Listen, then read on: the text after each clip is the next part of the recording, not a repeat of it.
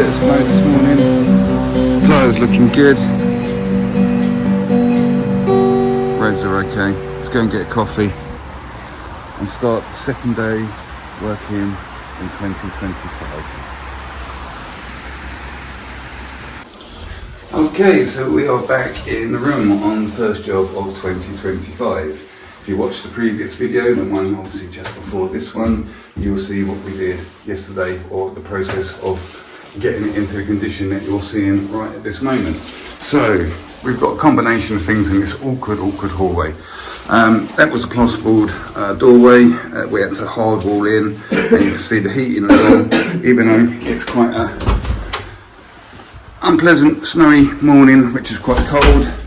Heating's been on and dried this thin area of hardwall out, so we're going to have to put some moisture back into that, and we are sealing it with just regular old PVA polyvinyl acetate adhesive. Okay, just enough to kill the suction down so that we can set it, because also we got this really dry area, then we've got these painted surfaces, so this has got hardly any suction or like no suction whatsoever, and this is really high suction, so you're gonna have trouble plastering that. We've also got all this tricky area that we hardwalled yesterday. What I've been doing primarily before we actually plaster is cut it all out, okay, by taking the trowel and chopping into all the internals, etc., and straightening things up, taking any high points off. And if you see from the previous video, I didn't put a wet bead on here, although that would be generally what you need to do. I used a dry bead. So I've taken the time there just to make sure you get right up into that bead and trim that back a bit, so it gives you a nice bit of depth right on that little bit, because going over hardwall and stuff, it tends to go on a little bit thicker, and you'll get a chance of bringing the plaster and riding over the line of the bead, which we don't want, because we want to keep that nice and sharp. So we've got stippled sealing, but this is all dried up. We've got to run PVA all over this to try and bring all the suction back in line, so it's a manageable rate. So yeah, we came in here, and unfortunately I've had a complaint from the customer. As soon as I got in here, they said, "Is that smell usual?" They thought they had a cracked sewage pipe or something, but yes, it is. Although it's quite a small amount of hardwall in particular smells. Some people describe it as like a wet dog or eggs or something like that. I think it's the sulphur that's in the material, and when it sits and sweats on a high heat, it really does make this sort of eggy, unpleasant, sort of musky sort of smell. So yes, don't worry, you haven't got a cracked sewage pipe or anything like that. It is just the smell of the hardwall going through its process. Just whilst we're here, and I was on about trimming things out, let me get through there, Shay. I want to get right over in that corner. So look, you can get your trowel and chop these corners out like so, which is quite important, okay, so that we get a nice crisp edge to plaster. Alternatively, if you have one of these, which is called a plasterer's iron, you can run one of them. It makes a nasty squeaky noise. You can see the state of the internal there. See, it's got all... Because I couldn't do this yesterday because we left whilst the hardwall was still wet, and I couldn't do this. You need it to set. Let's run my thing down there. Both sides. Very squeaky. And that just trims out and straightens up that internal really nice. You can also use it for straightening up plasterboard cuts. Yeah, it comes in handy every now and again. Just one of those sort of things. I know, you want to come up quite a bit, Shay. I need to straighten that edge up. That's it, come right up as far as you can reach. Come on, mate, I'm sweating my tits off.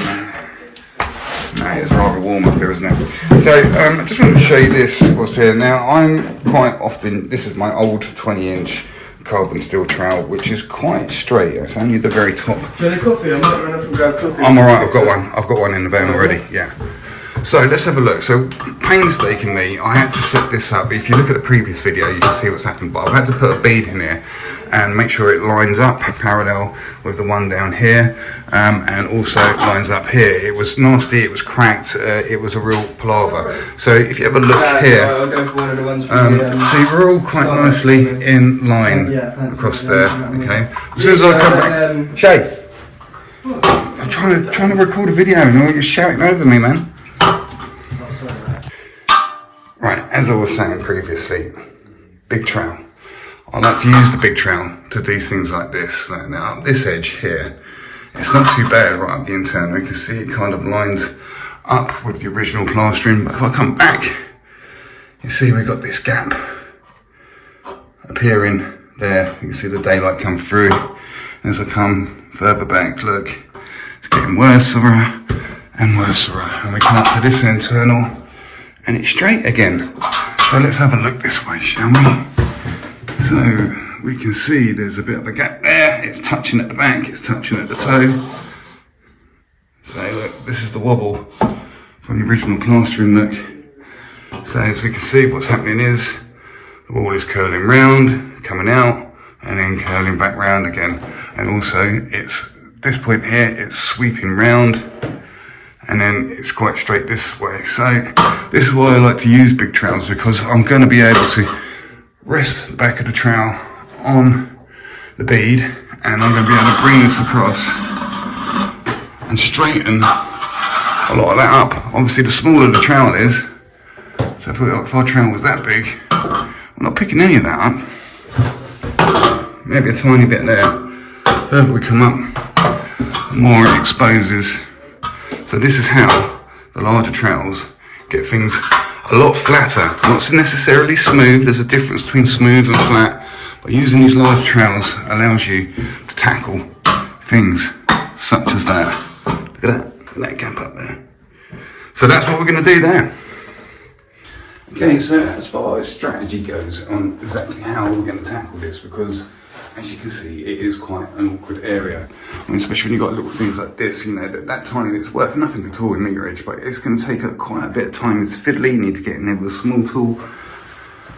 You know, we've got to find a little tool that's going to fit down here, etc., etc.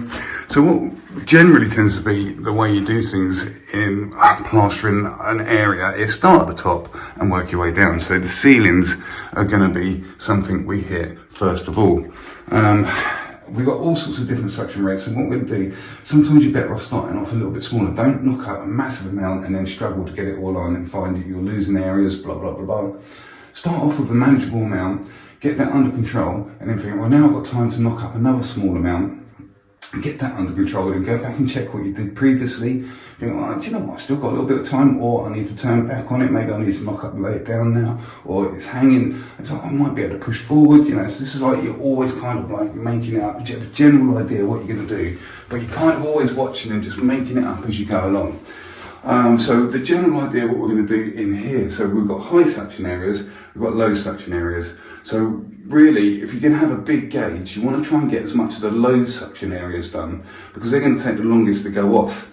If we leave anything to the end of the day, it will be this high suction stuff, because you think, well, I've only got a tiny little gauge, but because it's high suction, even though we've put a PVA on it to kill it down a little bit, it will pull in a lot quicker, and you'll have time to get that all sorted. Because if you like put on something that's just hanging and like a low suction and put this on as well, then this is going to go off before you hang and thinking it's going to make it a little bit complicated.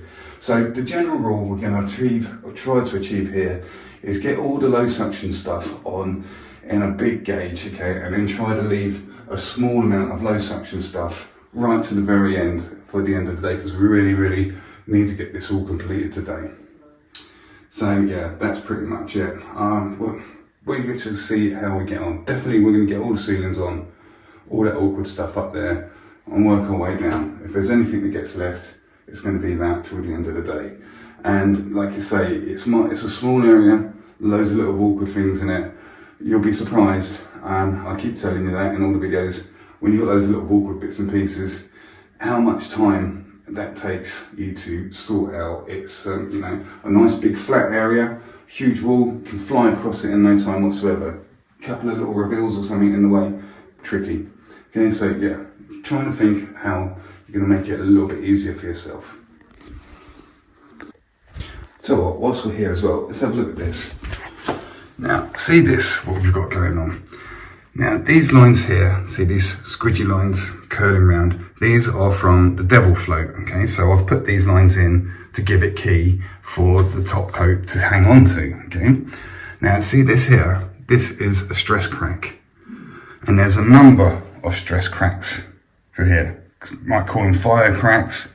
Basically, what's happening is this moisture has been sucked out of it so quickly, it's kind of like torn itself apart, it's contracted too quickly. Now we've used hardwool here, and it's on those white, kind of like thermalite blocks. Now hardwool, on the bag, it says for high suction surfaces. Now we also PVA'd these blocks, and it's still stress cracked.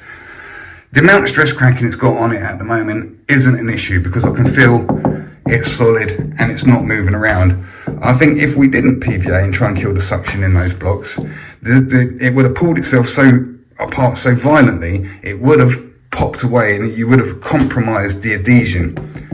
Okay, but this is something which is kind of normal, but we're right on the edge of using the suction. There's too much suction there, and that's what's caused these cracks. But fortunately, again, we've come back, and because it's picked up a bit too much for us to set straight over, we've PVA'd it again. So if you do have stress cracks like this, and if the adhesion isn't too bad, you can get a watery PVA in through these cracks with your big fluffy roller, and it will go in and it will re-stabilize, get through that crack and get back behind the backing coat and re-stabilize it. But yeah, you need to be careful with really high suction surfaces, even using hardwool, which suggests that you can do that. So yeah, stress cracks, but we've got away with it. It's not too bad. Everything's solid, nothing's loose.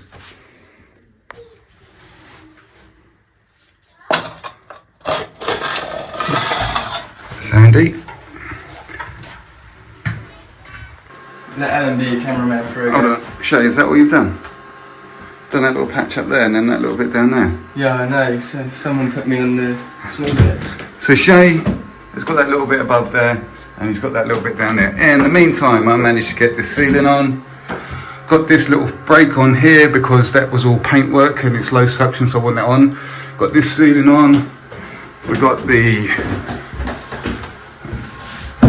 area down the stairs on.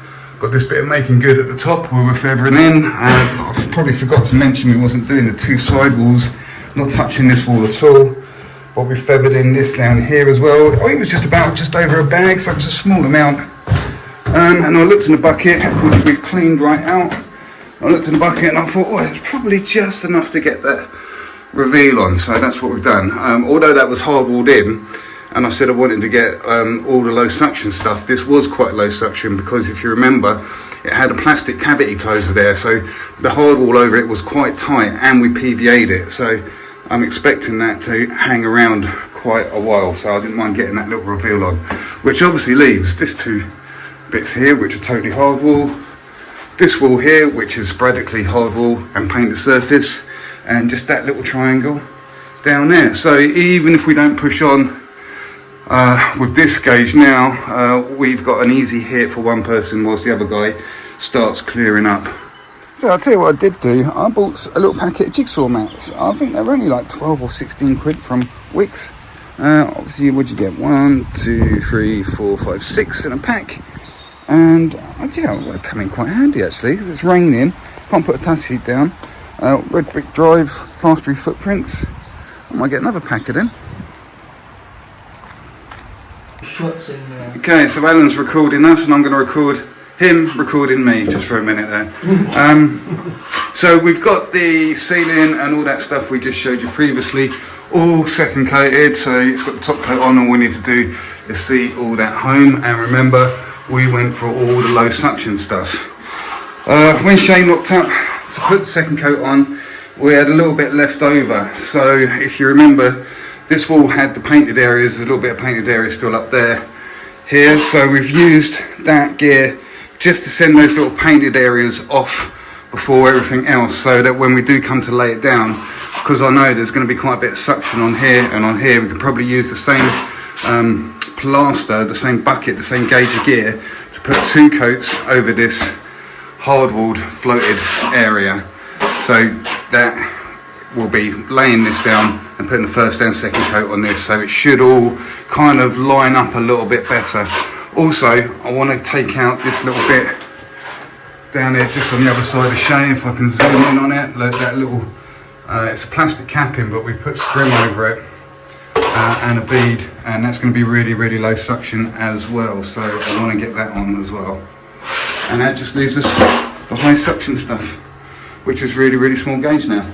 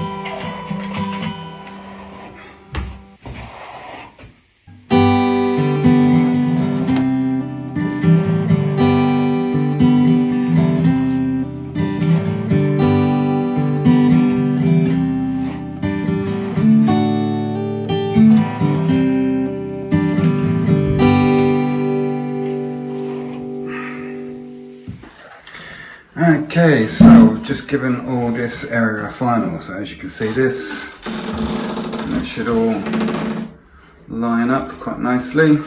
So we had it, yeah, this, obviously this little bit of making good on here.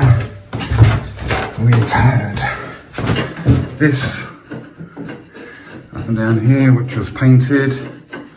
Obviously the ceiling down here, which is over painted Artex. We had this little area up here, which was a piece of plasterboard, fiddly. That was painted all the way down here, covering up some pipes. I managed to squeeze this little bit on down here. This is going to have a wooden structure in it and some drawers that come out, so we've only had to bead up there. We don't need to go around the corner. We managed to get a coat of multi, although it's gone a bit now. Coat multi over the painted area to kind of bring the suction levels in. I've got this ceiling on here and managed to pick up this reveal. So all we've got left is this, and this wall. So a well manageable second gauge, which is quite handy leaving that, because Shay can get on and start cleaning up and stuff as we're just finishing off. So we've factored that into the job as well, because we've got to get cleaned up, people are living here and stuff. So yeah, pretty much broken the back of this job, and one more little hit on the fast suction stuff. We shouldn't be too much longer and we'll be out of here. Okay, so just to add, like I say, I'm always going on about this carbon steel trowel, which measures 20 inches by 5 inches. Stay with that and keep using that like a rule, planing stuff off, getting things flat. And then on the final couple of passes with your wet brush, I always will tend to switch to a stainless steel flexi trowel. And in this case, what came to my hand was that old Needler, which is 18 inches by 4 3/4. They're a bit thinner than the Raffiners, but they're quite flexy and a bit more flexible than the Raffiners. But that's just what came to my hand. Got a few of them knocking about. So yeah, it gives it that nice shine. As you can see, probably there if I go upstairs here and then have a look down, you can see the shine there. It gives it that last little sort of polish that everybody loves to see on a finished plastered wall, but not too shiny, otherwise the painter won't like you. Right, so there we go. Got this wall on, which I had painted doorway plasterboard, which had been hardwalled. That was blockwork and hardwalled with another little painted section in the middle. These two little bits here as well, this is a live gauge, were just hardwall over block. And remember, we put that multi-finish over the painted areas, and that's gone off quite hard. So what I've been able to do is, because we've got suction there, we've been able to knock up some plaster, and I did put a little bit of dirty water in there just to speed it up from the washing out bucket. So yeah, that's sped it up, but I'm also using the suction to send it off. And there's always this big argument, what's better, SBR, PVA? There's only one way to find out, fight. Some aspects, SBR is good, in some aspects, PVA is good. Now, if you got guys that remember the days before SBR, you had to deal with suction a lot more. So I remember those days, and I kind of guess it gets into you how things are going to go. Now, so if I've used PVA in here, yeah, because I didn't want to kill all the suction. I wanted to use the suction to send it off. So I've knocked up the same gear. I put the first coat on, gone round, I've gone back, and there's been enough suction to send that first coat off that I can use the same gear to lay that all down now. So I've only had to knock up once. So using suction to do that has this benefit. If we'd SBR'd all this and killed all the suction off completely, that could have worked, okay? We could have killed all the suction and everything, and then we could have juggled around. But the way that this job was, remember, I had those hardwall walls, and I wanted to leave a tiny little gauge at the end, and I wanted to make sure they were all the high suction walls, so I didn't have to wait a full 3 hours for it to all go off.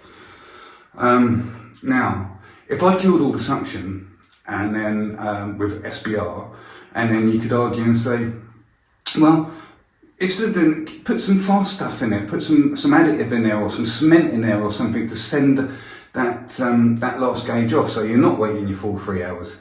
Problem with that is, I'm using the suction to send that off. So the plaster I've put on the wall is being sent off by the suction, but the plaster in the bucket is still staying plaster. It's not going off. If I put some additive in the plaster to send it off, not only is it going off on the wall, it's also going off in my bucket as well. So this is what allows you to get on and use suction to your benefit. First coat's gone all in. The suction's pulled it off and sent that first coat off. Yeah, it's pulled the water out of it, and now it's unmovable. So now the plaster's still wet in the bucket. It's not gone off at the same rate as the plaster that's gone on the wall. So that's where you benefit from using PVA, watered down a little bit, just to take the bite out of the suction and not kill it off completely. If we was doing loads and loads and loads of floated stuff and you wanted to get massive hits on, then yeah, use SBR, kill all the suction, then you got your full 3 hours. But on this tight little job like this, we had to break it up into little pieces. So I've used the suction to the best of my knowledge and experience to make this job as economical and as easy as possible. And as a result, I'm sitting down going on about PVA and SBR. I've got loads of time on my hands before these walls pick up. Oh, I need to get back on there. Because if we have a look at the condition of them actually, so they're still a little bit wet, still pulling in. I can turn around and give this a trowel up in a minute. But all I've done is put that on, okay, and then all I've done is laid it down. There's no flattening in between. And that's because I've had the time to do it, and this is one of the reasons I use the bigger trowels like this, because as I'm putting on, some guys like to do it this way. Different plasters have different ways of doing different things, okay? So if there was no suction on there at all, you could use a small trowel and you go bang, bang, bang, bang, bang, throw it all on, but it's all messy, so you need to go back to the wall, excuse me, and then you flatten it all out, okay? Because I'm using suction and I'm using that large trowel, I'm taking much more time. I'm not getting across that wall anywhere near as fast. Okay, but I'm flattening in, I'm putting it on, I'm pushing it around, and before I leave that little area, I'm giving it another flatten, then I'm moving on. So I'm leaving it in a good condition, straight from the outset. And then as soon as I got across that wall, it's done. I've already flattened in. So it kind of works out the same, because I've done one slower visit, getting it under control a lot better. The other guy has done 2 visits across that wall, yeah, and it's moved a lot faster. I move a lot slower, but a lot more economically. I guess that's one of the benefits of getting a little bit older. I mean, I'm 50 years old now. Yeah, there's no point in getting older without getting a little bit artful. Little tip for radiator screws. Come down with your wet brush, or if you're flattening in, close as you can to your radiator screw. They're in finger tight. Bore your little hole, just put your screw down there on the floor or something. Of all the different methods of trying to keep these, I find this is probably the easiest way. Obviously I'm doing this with one hand, I'm filming at the same time. Make a note where the holes are, and as this goes on it gets easier and easier. So remember, radiator is going to go here. Now we should be able to see where that little bulge is. Should be. That was it, sorry. I wasn't paying attention, I was looking through the thing, but that's the hole. So once we've got one, we can see where this little bulge is down here. There we go, it's in. Let's do it again. And it's probably easier to do one at a time. Flatten. Pay attention to where that little bulge is. We've kept our eyes on it. Back in the hole. Down here, take this off. Fly over it. Keep your eye where the hole is. And there you go. So just having a look here at these two walls that is virtually one more pass and that'll be finalled. It's virtually gone.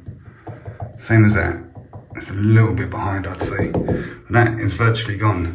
As opposed to here, which had the painted surface, although we did put a coat of multi, look, that's still wet. That is still wet. That's why I put the dirty water in there, to benefit this wall, send this wall off a little bit. It hasn't really mattered on this wall at all because the suction's got it before the dirty water kicked in.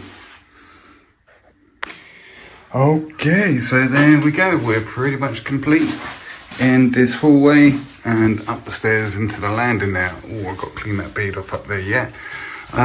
So it's been quite a time consuming little job. Just having a bit of a clean up, a bit of a mop off the floor. But yeah, all the angles are looking good. We've got to de-tape the walls, the frames. Angles are looking good. I tend not to use a corner trowel. I use the straightness of the trowel, so I've got to clean this bead off. Should have done all that before I started recording, but trust in me, it is going to be done. But you can see, the intern is just getting it with the trowel, and then last thing is a little lick with a little inch brush. I just think it makes a really nice job of them. Never been a fan of corner trowels myself. So there we go. So we did all up there, a little bit making good, all this bit, so yeah. All this, apparently some drawers are going to go in here, so yeah. So all that's left is to get tidied up, and then we can get out of there. There we go, beads are cleaned.